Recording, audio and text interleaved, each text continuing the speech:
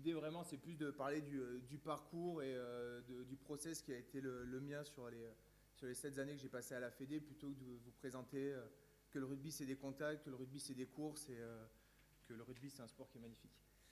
Euh, donc, micro, pardon. Donc, on va parler de 3 points qui représentent un peu mon aventure à la FFR. C'est un premier point sera sur les exigences physiques, donc vraiment les aspects recherche. Toute la première partie où on a travaillé sur quelles sont les exigences d'un match de rugby. Ensuite, on parlera un petit peu d'une problématique qui a été plutôt abordée sur la fin de mon aventure à la FFR, qui était la problématique des moins de 20 ans et qui est une problématique un petit peu plus complexe avec notamment les championnats du monde moins de 20. Et enfin, je parlerai un petit peu des applications pratiques et j'essaierai de souligner que les applications pratiques, c'est pas seulement ce qu'on peut trouver les 3 dernières lignes des papiers scientifiques, mais qu'il faut regarder un peu sous la surface pour voir qu'il y a beaucoup d'applications pratiques à tous ces projets de recherche. Ça, c'est juste quand je suis arrivé à la FFR, et c'était le premier article sur lequel on a travaillé. Ça, c'est la lumière, ouais. La FFR avait acquis des données via le système Amisco qui est un système de tracking. Alors vous avez des caméras comme ça un peu partout autour du terrain qui vous permet de traquer un peu tous les joueurs. Ça existait avant que les GPS existent, et ça nous permettait d'avoir des données de match dans des stades en plus qui sont un peu couverts où souvent les GPS ne fonctionnent pas très bien. Ce premier article nous avait permis de regarder un peu quels étaient les patterns de mouvement en match et d'aller essayer de regarder quels étaient un peu les ratios entre les temps de travail et les temps de récupération. Je ne rentrerai pas en détail, mais ça nous avait permis de montrer que c'était un sport, bien sûr, dans lequel on avait des périodes intermittentes qui étaient d'intensité modérée ou élevée, et de les caractériser, ces périodes intermittentes, et qui étaient entrecoupées par des périodes d'intensité plus ou moins faibles. On avait poursuivi un petit peu ces travaux avec les GPS quand ils étaient sortis, et on montrait, donc ça c'est des travaux qui ont été faits sur les moins de 20, on avait regardé l'exigence d'un match, et on regardait encore une fois que la distance totale en mètres par minute, David présentait quelques données à 7 juste avant, se situait entre les 60 et 70 mètres par minute. Et ça, c'était des données qui étaient similaires aux données qui étaient publiées dans la littérature par les Anglais. C'était similaire aux données qui étaient présentées dans la littérature, enfin, qu'on avait trouvé un peu sur l'équipe senior et qui était présentée chez les Australiens. Et du coup, on a commencé à se poser la question, mais qu'est-ce que ça veut dire? Je me rappelle à l'époque, il y a un article aussi qui était sorti qui présentait tout le continuum des sports avec des données en mètres par minute, et on était à la même intensité que le cricket. Super. Personne ne fait du cricket ici, mais je pense qu'entre faire un match de cricket et un match de rugby, c'est pas la même intensité. Christ, un peu. Et du coup, on a commencé à se poser la question, mais est-ce que le rugby, c'est un sport de moyenne ou c'est un sport d'extrême? Parce que je pense que caractériser le rugby par les moyennes, des données moyennes, comme ça n'apporte rien à la pratique du rugby, et du coup, il fallait qu'on aille un petit peu ailleurs. Du coup, tout simplement, je vais essayer de lancer mes vidéos. Ça se lance. 1, 2. J'ai montré ces 2 séquences, tout simples, des moins de 27 années. La première ici, voilà, ça c'est ça, 50-60 mètres par minute, on est à peu près à 6% de VMA. Ici, on est à 170-180 mètres par minute, à peu près 50% de l'activité se fait à plus de 50% de VMA.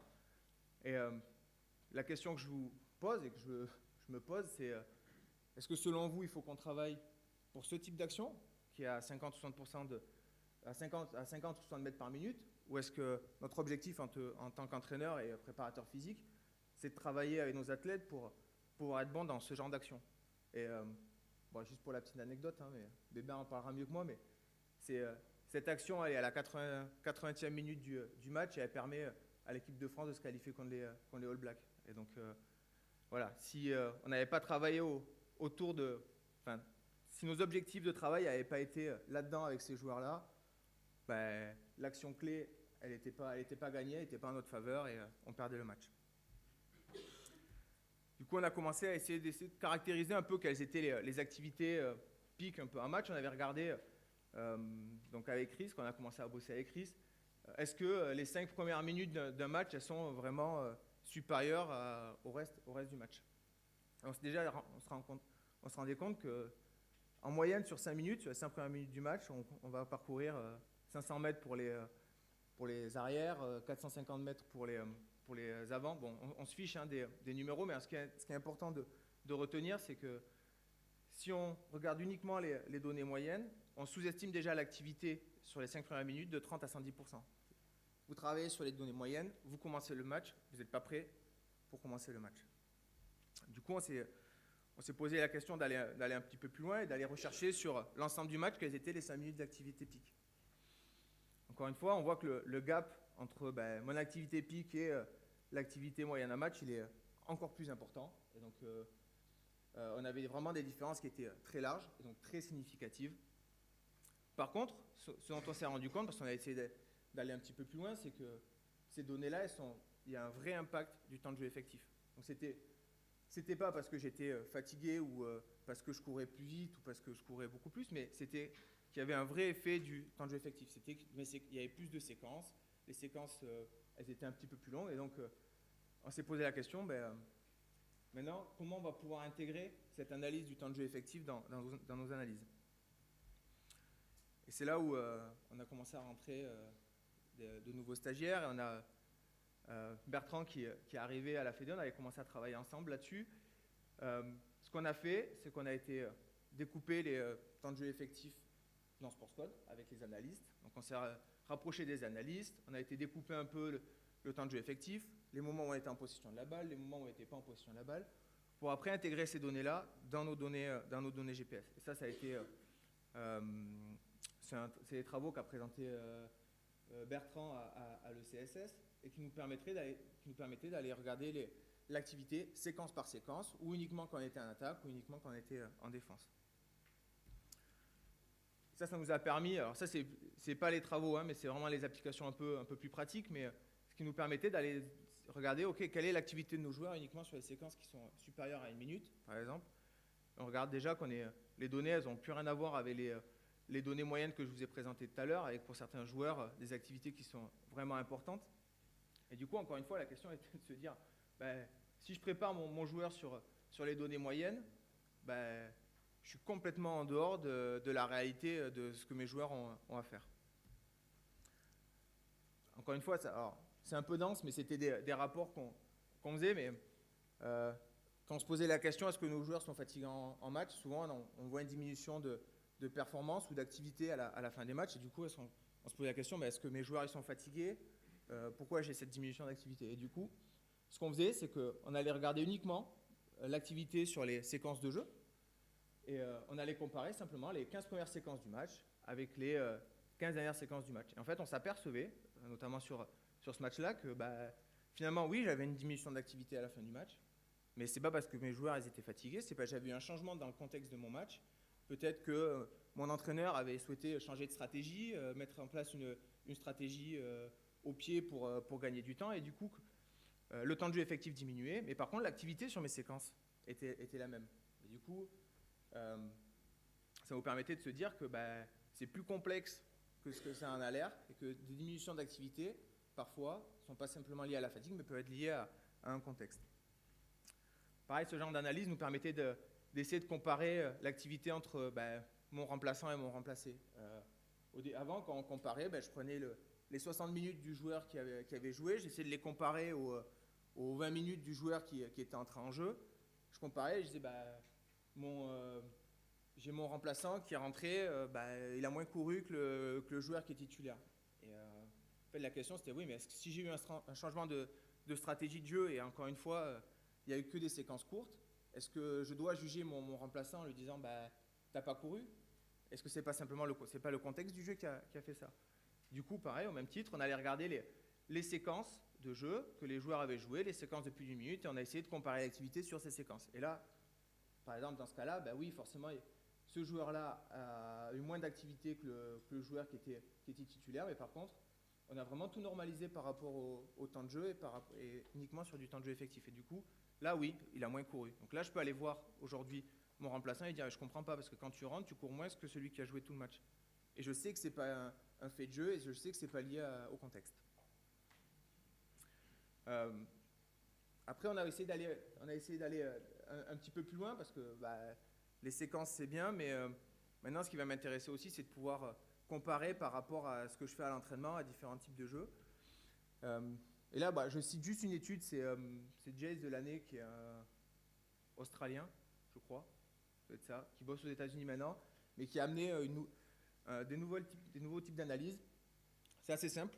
Ils prennent des plages d'1 minute, qui font glisser sur tout le match, et vont regarder le pic d'intensité. Ils prennent une plage de 2 minutes, qui font glisser sur tout le match, et ils regardent le pic d'intensité. Et ainsi de suite, ainsi de suite, ainsi de suite.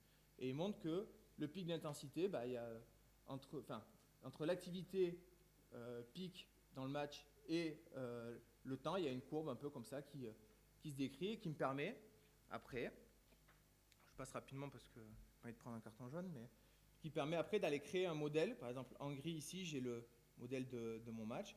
Et chaque fois que je fais des jeux réduits ou des types de drills différents, je suis en mesure d'aller dire, ok, j'ai fait un jeu de 2 minutes, je suis capable de comparer avec ce que j'ai en match. Et ça va nous permettre d'aller trouver quels sont les jeux qui vont aller surcharger, entre guillemets, la qualité physique qui m'intéresse. Ici, c'est le travail mécanique, mais ça peut être la distance à haute intensité, ça peut être les distances en sprint, peu importe, mais ça me permet de trouver les jeux qui vont être les plus pertinents pour répondre au travail que je veux faire. On a parlé beaucoup de courses, mais le rugby, c'est aussi un peu de ça, beaucoup de ça. Il y a aussi un peu de ça. En gros, beaucoup de contacts. Ça, c'est les stats qui sont sortis généralement, mais il y a beaucoup de rucks, beaucoup de plaquages, beaucoup de contacts. Et ça, c'est une part non négligeable de l'activité en rugby.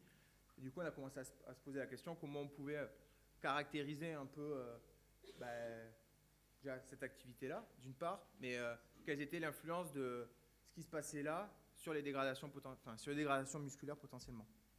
Donc, on avait fait une étude qui était assez fun pour nous, mais vraiment pas fun pour les joueurs. Et ils ont été vraiment sympas, et l'entraîneur a été vraiment sympa parce que chose qui est assez exceptionnelle, c'est qu'on a fait ça en marge d'un match officiel, donc moins de 20 ans, et d'un match contre les Anglais encore plus. Donc c'était assez simple, hein. On a fait, je vous ai pas mis les prélèvements veineux parce qu'on a fait des prises de sang aussi, mais on avait fait prise de sang et micro-prélèvement à J-1. On avait fait micro-prélèvement pour regarder les CPK le matin du match. Prise de sang, micro-prélèvement après le match, là ils étaient super contents. Micro-prélèvement et prise de sang à J+1, micro-prélèvement et prise de sang à J+2 et micro-prélèvement à J+3. À J+4, ils étaient super contents que ce soit fini. Ce qui nous a permis de regarder un peu l'évolution des CPK au cours du temps.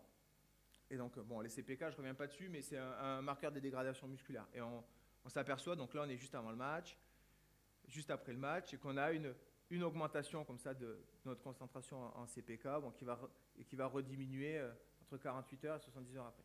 C'est montrer simplement que c'était un indicateur sensible au match. Déjà, c'était une première chose, de dire je fais un match de rugby, mes CPK ils sont sensibles au match, c'est potentiellement un indicateur intéressant. Ce qui était intéressant aussi, c'est quand on regardait les types de joueurs, donc ceux qui n'ont pas joué, ça monte un petit peu, peut-être que ça c'est moi aussi à l'échauffement où je les avais remués un petit peu. J'ai mes remplaçants et mes titulaires, on montre qu'il y a quand même une variabilité entre mes joueurs qui est vraiment importante. Du coup, on a essayé de comprendre un peu cette variabilité. Donc, on a essayé de faire une relation, c'est très simple, c'est une relation entre les impacts que j'ai eu un match, donc mes nombres de rucks, mes nombres de plaquages, le nombre de fois où j'ai été plaqué, et donc le delta CPK, donc les CPK que j'avais avant le match et ceux que j'ai eu au max entre 24 et 48 heures. Et on montre qu'on a une super belle relation. C'est pas très scientifique de dire ça, mais on a une belle relation qui est quand même très large.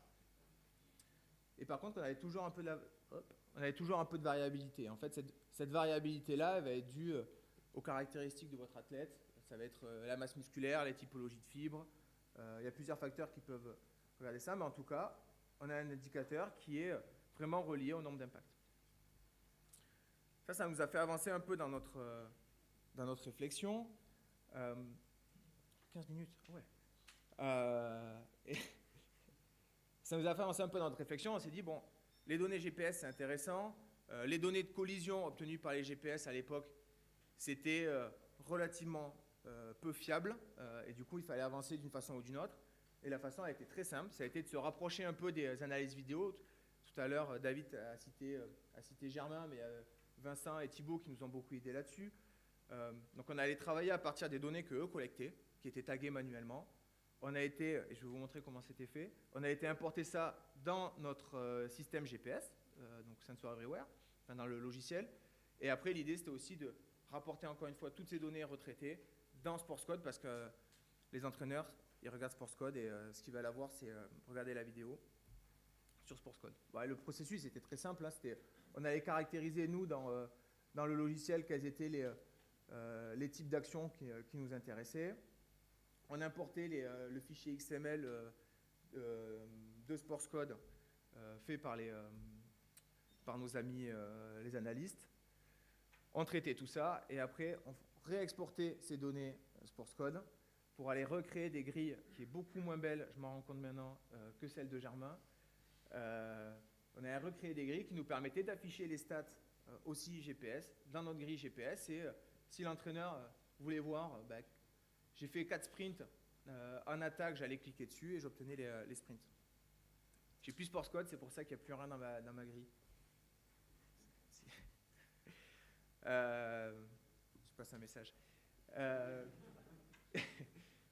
On va discuter un petit peu d'une problématique qui est un peu plus complexe. Parce que ça, c'est bien, on a un match, sauf que maintenant, la problématique, Bertrand, il en rentre tout juste, mais qui a été la mienne pendant 6 années, c'était ces championnats du monde moins de 20. Championnat du monde moins de 20, je joue, j'ai 3 jours pour faire ce que je veux bien faire, je rejoue, et en fait, j'ai un match tous les 4 à 5 jours. Et la problématique, c'est que si vous êtes la meilleure équipe du monde, vous pouvez mettre des turnovers. Si vous ne l'êtes pas, vos meilleurs joueurs sont quand même un peu obligés de répéter les matchs. Et du coup, on avait fait une étude où on faisait des micro-prélèvements de CPK, encore une fois, à J-1 et le soir là, à J+1. On avait des questionnaires d'état de forme le matin du match et à la reprise des entraînements à J+2 et des tests de saut tous les jours à J-2. On ne l'avait pas fait là pour diverses raisons, mais... et après, pareil, on regardait la charge de travail. Ça a amené à plusieurs études, et notamment à une belle collaboration avec les Irlandais avec lesquels on a travaillé. La première chose, c'était de regarder un peu les taux de participation. Je vous ai dit que les meilleurs joueurs étaient obligés de jouer, mais est-ce qu'on doit réellement préparer tous nos joueurs à jouer les 5 matchs d'affilée? C'était la question. En fait, on s'était rendu compte que finalement, il y avait moins de 60 et moins de 40 joueurs qui participaient vraiment à 4 matchs et à 5 matchs. Et des joueurs qui jouaient les 5 matchs avec plus de 60 minutes, il y en avait très très peu. Donc encore une fois, ça amène de la nuance par rapport à ce que j'ai dit. Mais la problématique, c'est que ces joueurs-là, c'est généralement les meilleurs joueurs qui jouent tout. Et du coup, fallait réfléchir à comment on pouvait les faire en sorte qu'ils puissent tout jouer. Donc on a essayé de regarder quelle était l'activité sur les successions de matchs et est-ce que vraiment on avait des diminutions d'activité, parce que quand on parle de fatigue, on parle forcément de diminution d'activité. La première question, c'était ok, je vais enchaîner 5 matchs, mes joueurs vont être fatigués, je vais avoir une diminution d'activité.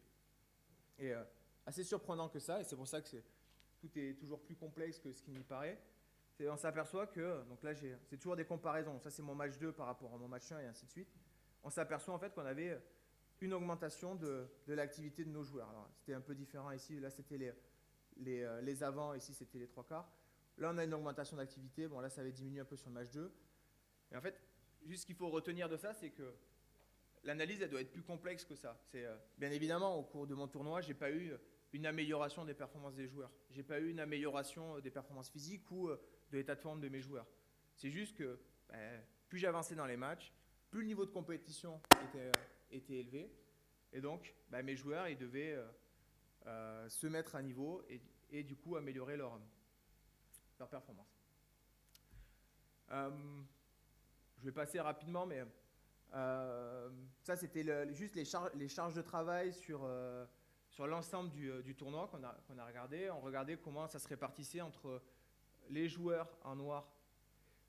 En noir, c'était les joueurs qui jouaient beaucoup et en blanc, les joueurs qui jouaient un peu moins. Donc forcément, sur ma charge de travail en match, les joueurs qui jouaient beaucoup, ils avaient une charge de travail qui était bien supérieure, significativement supérieure à ceux qui ne jouaient pas beaucoup.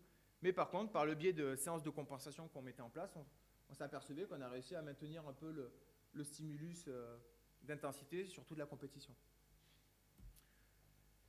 Enfin, du coup, on a regardé quelle était la performance en match de ces joueurs qui avaient le plus joué. Donc, on a sélectionné une dizaine de joueurs, une dizaine de joueurs qui avaient le plus joué, qui avaient notamment joué les 5 matchs et qui jouaient, je crois, plus de 60 minutes sur les 3 derniers matchs. En fait, on s'aperçoit, il y a beaucoup de variabilité dans la performance, et on s'apercevait j'avais eu vraiment une augmentation de l'activité sur les matchs 2 et 3, parce que sur cette Coupe du Monde-là, et cette étude-là, ça avait été nos deux gros plus gros matchs, pas facile à dire. Et derrière, nous, on ne s'était pas qualifiés malheureusement ici, et du coup, on a eu des matchs de niveau un peu inférieur, et du coup, l'activité avait baissé. Mais l'activité, elle était identique par rapport au premier match. De même, on s'apercevait qu'il y avait une légère tendance pour une diminution de la fatigue perçue. Donc ça, c'était des questionnaires d'état de forme. Mais quand on regardait vraiment au jour de match, l'état de forme, il était toujours identique par rapport au premier match. Et donc, c'était un peu la même chose sur la performance musculaire. On n'a pas eu de vraie diminution de la performance musculaire. 3 minutes, ah ouais. Il faut aller vraiment plus vite. En gros, l'idée, c'était de dire, pour finir avec ça, c'était qu'un système de suivi de la charge de travail holistique, où je vais regarder un peu la performance psychologique, donc subjective, l'état de forme neuromusculaire et les dégradations musculaires, nous a permis à nous de venir bien réguler les charges et de pouvoir faire en sorte que l'activité soit maintenue et l'état de forme global soit maintenu sur toute la période de compétition. Je finirai, non, j'ai 3 minutes encore. Je finirai juste sur les applications pratiques. Juste pour dire que généralement, ce qu'on voit, et je me rappelle moi d'une réflexion qui nous avait été faite par un préparateur physique qui n'est plus là aujourd'hui. Quand on a sorti notre premier article, il l'avait lu, ce qui est déjà pas mal, et il nous avait dit 1 an et demi pour nous dire que les avants ils courent moins que les 3/4. Ah ben merci, putain, c'était vraiment sympa. Et tout ça pour dire que dans les travaux de recherche, les seules applications pratiques, ce n'est pas seulement les 3 lignes que vous pouvez voir là en bullet point à la fin des papiers, mais que ça va vraiment au-delà de tout ça. Et donc, bon, j'en ai mis quelques-unes, on va passer, mais pourquoi en tout cas moi, je trouvais important de faire la recherche, c'est que d'une part, ça me permet d'obtenir des feedbacks sur ce que je fais. C'est quand vous publiez, les gens reviennent vers vous, vous donnent des feedbacks, et ça vous permet de mûrir vraiment ce que vous faites. La deuxième, c'est que quand vous faites des travaux de recherche, vous vous exposez un peu aussi, et du coup, les gens ils sont attentifs à ce que vous faites, et du coup, ça vous met la pression pour aller au bout de vos projets. Le projet moins de 20, dont je vous ai parlé, c'est plus de 3 ans de travail, de la validation des outils jusqu'à la publication des articles. Si on savait qu'on n'était pas attendu là-dessus, je pense qu'au bout d'1 an et demi, on aurait peut-être arrêté les choses. Mais le fait d'avoir cette pression-là vous pousse à aller jusqu'au bout de vos projets. Enfin, quand vous commencez à publier ou en tout cas à partager vos idées, c'est que vous allez rechercher aussi la compétition, et la compétition, ça va être une force de motivation qui est ultra puissante et qui va catalyser la mise en action. De savoir que je suis en compétition avec d'autres équipes de recherche ou avec d'autres fédérations qui travaillent, fait que j'ai envie d'aller au bout de mes projets, fait que j'ai envie d'avancer, qu'on se positionne en tant que leader dans le domaine sur lequel on travaille. Je passe ça, c'est pas le plus important. Après, au-delà des articles, il faut avoir conscience que la recherche, elle est toujours accompagnée de développement. J'en ai parlé un petit peu avec ce qu'on a fait sur les méthodes d'analyse GPS, mais ça, c'est les années où on a commencé à travailler. On a développé la méthodologie Prozone, on a commencé à développer les GPS, on a commencé à réfléchir sur les process d'analyse de nos données GPS, comment on pouvait intégrer le suivi d'état de forme. On a travaillé avec l'Opto, ça ne nous allait pas. On est passé avec le GymAware, puis après il fallait réfléchir à quelles étaient les métriques les plus intéressantes. Puis après on a commencé à travailler aussi sur l'intégration des vidéos et de la vidéo dans les GPS pour quantifier les actions de haute intensité, et ainsi de suite, ainsi de suite, ainsi de suite. Donc ça, il y a 6-7 papiers qui sont vraiment la recherche qu'on a faite, mais sous la surface, c'est tous ces projets de développement qui sont importants. De même, quand on parle d'analyse des données GPS. Aujourd'hui, on a des rapports où il y a 6-7 variables. Mais un de nos gros cœurs de travail, c'est quand vous bossez avec des boîtes de GPS, aujourd'hui, l'objectif, c'est de vous fournir le plus de variables possible. Et du coup, vous êtes noyé dans 40, 50, 70 variables différentes. Et notre objectif, c'est d'en rendre 4 ou 5 à l'entraîneur. Et du coup, notre objectif à nous et notre travail, c'est de passer via de la recherche, via de la validation de méthode, via l'étude de reproductibilité, via la réflexion sur quelle est l'utilité de la méthode, tout ça au tamis pour sortir les 5-6 variables vraiment d'intérêt. Et quand David parlait de simplicité, c'est purement ça. Parce que si David, je lui mets un rapport où j'ai 50 variables comme ça, je pense qu'il me met en boule et me le jette dessus.